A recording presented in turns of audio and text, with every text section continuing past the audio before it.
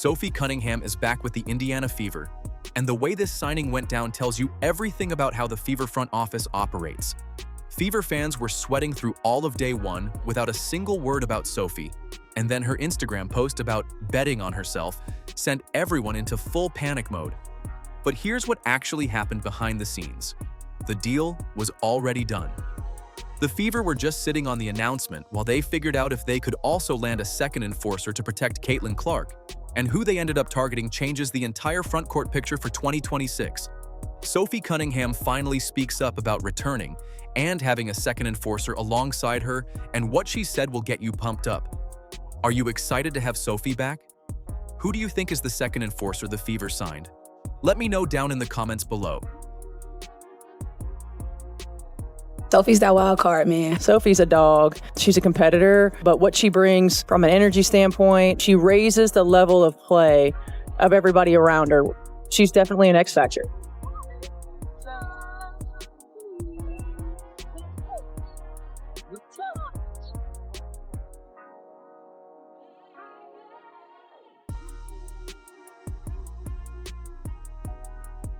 Day one of free agency dropped on April 11th, and Fever fans were glued to their phones watching the announcements roll in.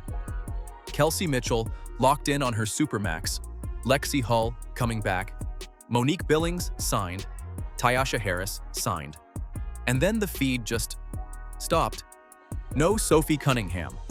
Fever fans who'd been riding the high of a deep playoff run suddenly had nothing to do except refresh Twitter and catastrophize, which is exactly what they did. Then the Instagram post landed and made everything worse. That's how cussing is for me. But what I'm saying, it's not like I hate the people. It's screw everyone else's voices, opinions, actions. Bet on yourself.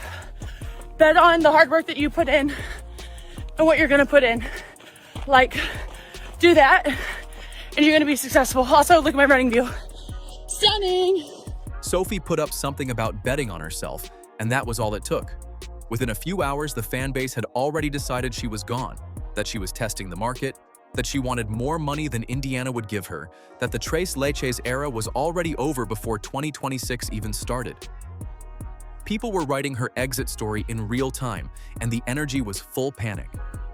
I think we have the best fans in the whole W, and I know every team says that, but they're lying. They're feisty just like me, and so when you get them involved, it's really hard for other teams to come in here and compete. Sophie's so fun to play with. She has a different energy about her, something you can't teach, something you can't tell people to act like. Being able to play with her, you feed off of that, and I'm very grateful to get to play alongside her. When I talk about effort, that's Sophie Cunningham. That kind of stuff you can't teach, and I think that's how you win games. And if we can all just do that, we have a good chance to be more like Sophie. But the deal was already done before free agency even opened. The Fever and Sophie Cunningham had agreed on terms, and the front office chose to sit on the announcement while they worked through something else entirely. Indiana's front office, led by Amber Cox, wasn't scrambling to figure out Sophie's situation. They were quietly running a second negotiation at the same time, tracking two front court targets and waiting to see how that market shook out before they went public with anything.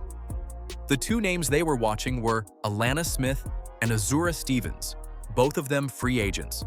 Both of them the kind of front court presence that would fit next to Aaliyah Boston. Indiana wanted to know if they could land one of them without blowing up their cap, so they held off on announcing Cunningham's return until the picture cleared. It was a real negotiation, not just window shopping. The Fever genuinely wanted to add front court depth, and they wanted to see if the money could stretch far enough to do both. Now, somebody that a lot of people wanted to be the starting power forward for this Indiana Fever team, myself included, Alana Smith. Alana Smith's going to Dallas. Alana Smith took a 3-year max deal with the Dallas Wings, I believe, $1 million each, $1 million per year. Is it an overpay? Yes. If we're looking at free agency, all of these teams overpaid. They all overpaid. They all drastically overpaid. It couldn't. Smith signed with the Dallas Wings. Stevens went to the Chicago Sky. Both of them commanded max contracts, and Indiana wasn't willing to pay max money for either player when the math didn't support it. So once those doors closed, the Cunningham announcement dropped almost immediately on April 12th. The whole thing moved fast once the front court market settled, because the Cunningham deal had been sitting ready the whole time. So when you look back at the timeline, The delay wasn't the front office being disorganized or caught off guard. Amber Cox and the team were running multiple scenarios at once, holding their position until the market forced a decision, and then moving quickly once it did. That's a front office that knows what it's doing, not one that's reacting to whatever happens to come through the door. Lexi Hull was returning. We already knew Cece was going to be there. The question was, will they be able to get a deal done with Sophie Cunningham? A lot of us hoped we'd get both Lexi and Sophie back, but a lot of us also felt, is that really going to happen? Is somebody going to offer them so much money they can't refuse? A deal so sweet that they couldn't say no? Or will they say, you know what? I like what we're doing over here in Indiana. I'm coming back. As for Sophie's betting on herself post, she'd been pretty open heading into free agency about wanting long-term security in her next contract, so framing it that way made complete sense from her perspective. It was honest. She did want more than a one-year deal, and she was putting that out there publicly. Fans read it as a goodbye because they were already nervous, and nervous fans will fill in whatever blanks they find. But Sophie knew what her situation was, and the front office knew what the deal looked like. So the only people actually surprised by any of this were the ones on Twitter writing her exit. The real question the signing raises isn't whether she's happy to be back. It's what she actually does for this team that made Indiana want her back in the first place, even at the cost of delaying the announcement by a full day. Sophie Cunningham's return to Indiana provides the Fever a key boost at guard depth, bringing back one of the league's premier shooters and instant momentum swingers in the WNBA. Due to injuries, Cunningham was never able to fully display what she was capable of in year one in Indiana. 2 May ankle injuries kept her from getting off to the start she wanted.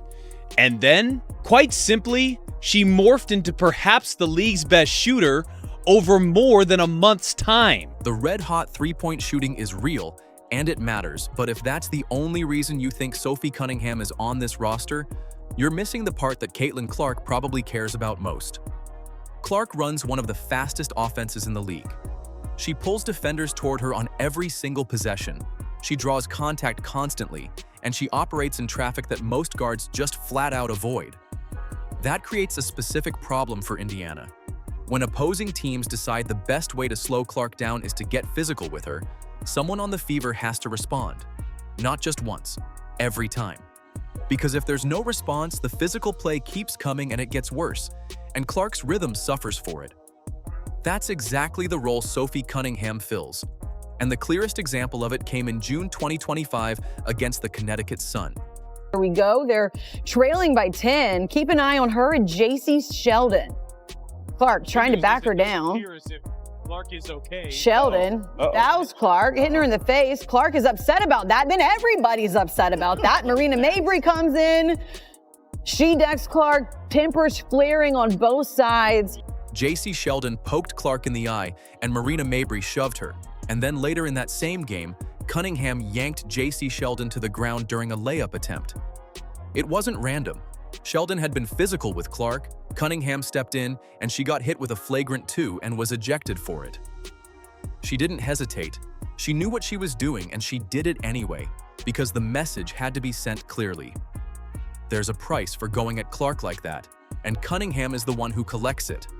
Sophie commits a hard foul on J.C. Sheldon. Again, as J.C. Sheldon is going up for a layup, Sophie bear hugs her and takes her to the ground. What I will say is Sophie did not grab her and throw her to the ground. She didn't body slam her. She didn't do anything, in my personal opinion. Maybe I'm biased here, but I'm gonna give you guys my straight up honest opinion on this. So here's what makes her genuinely hard to replace on this roster. She's not just an enforcer who stretches the floor a little, and she's not just a shooter who will occasionally get feisty. She finished the 2025 season at 43% from 3, being the best in the league for a certain stretch, which put her among the best outside shooters in the league over that stretch. And she plays with enough physicality that opposing coaches have to account for both things at once. A defender who sags off her to help stop Clark's drive gets punished by an open 3. A defender who stays attached to her gives Clark the lane. There's no clean answer, and that's the point. The Fever's official statement after the signing called her one of the best three-point shooters in the league and mentioned her infectious energy, which is fine, but the players in that locker room know the real value is simpler than that. Clark can attack aggressively, she can push pace, she can draw contact and take hits because she knows Cunningham is right there and the other team knows it too. From July 11th through August 15th, Cunningham shot an absolutely scalding 53% from the three-point line. She was the top three-point shooter in the WNBA over that time, with a minimum of 30 attempts. The unfortunate injury bug was the only thing capable of keeping her down in 2025. Lexi Hull brings perimeter defense and spacing as well, so Indiana now runs two players alongside Clark who can both shoot it and won't back down when things get physical. That combination forces opposing coaches to make uncomfortable choices on every defensive scheme they draw up. You can't cheat off either of them, and you can't bully either of them into softening up. Sophie Cunningham publicly said she wanted her next contract to be a long-term one, and she got 1 year. So the obvious question is whether she's actually happy about that, or whether Indiana just locked in a player who's already mentally halfway out the door. Cunningham is well known for her lay-it-on-the-line, fiery style of play. Whether that's knocking down threes on offense, forcing turnovers with her aggressive defense, or not being afraid to have her teammates back. Cunningham brings back an unmistakable relentlessness to the Indiana Fever. She truly is one of one. Welcome back to Indiana, Sophie Cunningham. The concern makes sense when you look at where she is in her career. She's 28, she just finished her best shooting season, and her market value is climbing. A one-year deal doesn't hand her the security she said she wanted, and that's a fair thing to notice. But the Fever's offer was good enough that she took it, and the reasons she stayed go beyond whatever number landed on the contract. Indiana is one of the highest profile markets in women's basketball right now, almost entirely because of Clark. And that means off-court money, endorsements, appearances, brand deals, media opportunities across the Midwest that simply don't exist at the same level anywhere else in the league. Playing next to Caitlin Clark in 2026 does something real for a player's public profile, and Cunningham understands that math, even if it doesn't show up in her contract length. Sophie Cunningham is back, y'all. Y'all see the shooting split? Like, come on, man. Sophie Cunningham is a great addition to this team, and we are so happy to have her back, even if it's just for 1 year. I would have loved to get her back for a couple years, but hey, we'll take what we can get. Maybe they'll re-sign her next offseason, potentially. Now, the one-year structure isn't something the Fever cooked up specifically for Cunningham. It's the front office strategy across the expensive parts of the roster right now. Kelsey Mitchell signed her Supermax extension, and it's also 1 year. Analyst Alexa Philippou pointed this out almost immediately after the signings dropped, noting that it's not shocking to see Indiana dealing out one-year deals, because Clark can get a big salary bump next year under the new CBA's EPIC provision. And Aaliyah Boston is eligible for it this year. To fit everyone under the cap, the Fever would have to do some serious retooling. And that retooling is a lot cleaner when your major players aren't locked into multi-year deals that eat into the space you need. So what the front office is actually doing is keeping the math open for 2027, when Clark, Boston, and Mitchell are all in line for max-level contracts that will reshape Indiana's entire cap picture.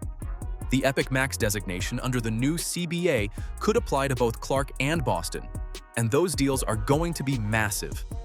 If the Fever had locked Cunningham and others into multi-year contracts right now, they'd be negotiating in 2027 with one hand tied behind their back. Short terms preserve options, and right now, options are exactly what Indiana needs. A lot of people are feeling away toward Kelsey Mitchell because Kelsey Mitchell took every single dollar. Okay, take a look at this here. Kelsey Plum signed a one-year $1 million deal to return to the Los Angeles Sparks. Plum was in line for $1.4 million, but opted to sign at a discounted rate to give LA financial flexibility to build a title contender. Now, a lot of people are saying, hey, man, this is what we were saying Kelsey would have done if she was serious about trying to win. Lexi Hull's multi-year extension is the one exception, and it actually explains the rule pretty clearly. Hull is young enough and on a salary structure that won't create a cap problem when Clark and Boston hit max territory. She confirmed the deal in a TikTok video with Clark, which felt very on-brand for both of them, and her contract won't box the front office in the way a multi-year Cunningham deal might because Hull is taking much less money. For everyone outside that young core, shorter terms are the move. Tell a friend to tell a friend, she's back! Cunningham isn't being edged out or treated as temporary. She's being asked to trust the plan for one more year, run it back with this group, and then let the front office work the numbers again in 2027 with a cleaner cap sheet.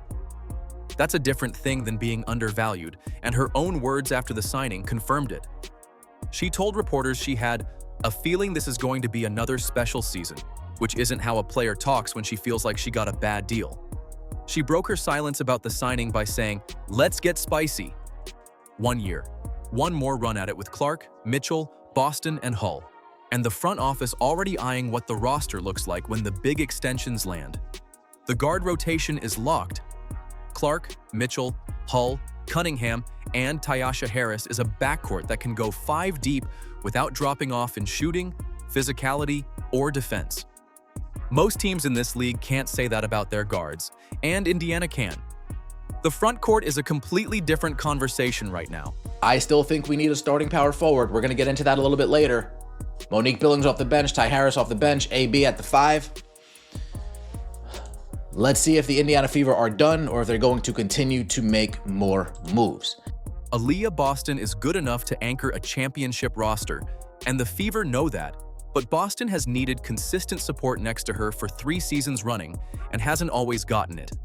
Indiana's front court depth has dealt with injury issues back-to-back, and Damiris Dantas returning on a veteran's minimum doesn't fix that. Dantas at minimum money is a warm body and some experience off the bench, which is fine, but she's not walking into games and changing Indiana's size problem against the league's bigger front courts. The space Indiana's working with after all the signings lands somewhere in the $1 million to $1.5 million range for 2 players, and that's enough to make a genuine move. Rebecca Allen fits the stretch 4 profile and can shoot it from outside. Temi Fagbenle brings size and mobility. Brianna Turner is a defensive-minded forward who wouldn't need a big role to contribute. Any of those signings would add something real without blowing the budget. Boy, we got things to get into. As it appears, the Indiana Fever may be making a move for another power forward. We have been waiting to see what's going to be the next domino to fall for the Indiana Fever, and this was just posted. Take a look. We have it right there. Do you know who that is? Do you know who that is? That is Myisha Hines Allen.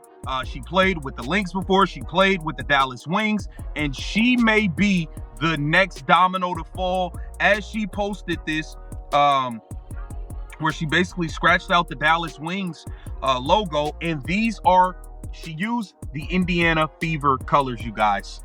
But the name circulating hardest in Fever rumors right now is Myisha Hines Allen, and she's worth more than a passing mention because she plays a different game than anyone else on that list.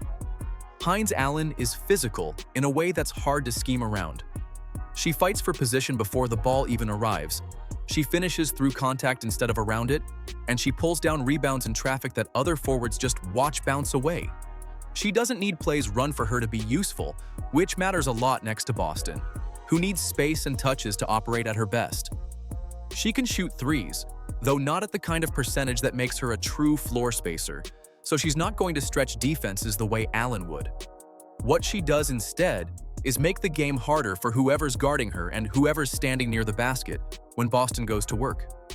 That physical edge fits exactly what Indiana's been building toward with this roster identity. One thing Myisha Hines Allen does, she brings toughness. It ain't gonna be no punking her. It ain't gonna be no bullying her. We need more we need a goon squad, okay? We already know a hit was sent out on Caitlin Clark. She was the most targeted player in the WNBA for the last 2 years. If Hines Allen signs with Indiana, the Fever suddenly put 2 enforcers on the floor at the same time. Cunningham is protecting Clark and making backcourt life uncomfortable for anyone who gets physical with her. Hines Allen is doing the same thing in the front court for Boston and the paint. That's a different team than the one that ran deep in 2025, physically speaking, and it addresses the exact gap that New York and Dallas are built to exploit. The Liberty are stacking talent again. Dallas just added Alana Smith, the 2025 Co-Defensive Player of the Year, so the Wings are building something big and physical that Indiana will have to beat to win a title. Both teams are bigger and more physical up front than Indiana was last season, and that's not a gap you can outsmart every single night with guard play alone. Indiana didn't overpay for Smith or Stevens, and that only looks like the right call if the money they saved actually lands on a front court piece that changes the equation. Is an excellent move for the Indiana Fever. She's a role player. She knows how to fit into her role. She's fine starting. She can come off the bench. Whatever you need, Myisha Hines-Allen will be able to provide it. She's not a black hole like Natasha Howard. Sophie Cunningham's exact words after signing were, "I have a feeling this is going to be another special season, so I'm excited to get things started and to, of course, keep playing in front of the best fans in the WNBA. Let's get spicy." That's not a player who feels shortchanged. Hull is locked in on a multi-year deal. Mitchell's on her supermax. Billings signed a multi-year deal, and Tyasha Harris is back too. The guard rotation is genuinely deep. Front court is still the open question, and Myisha Hines-Allen is the name that would close it. Are you excited to have Sophie back? Who do you think is the second enforcer the Fever signed? Let me know down in the comments below. Like, subscribe, and turn on all notifications so you never miss out. Click the video on the screen, and we will see you in the next one.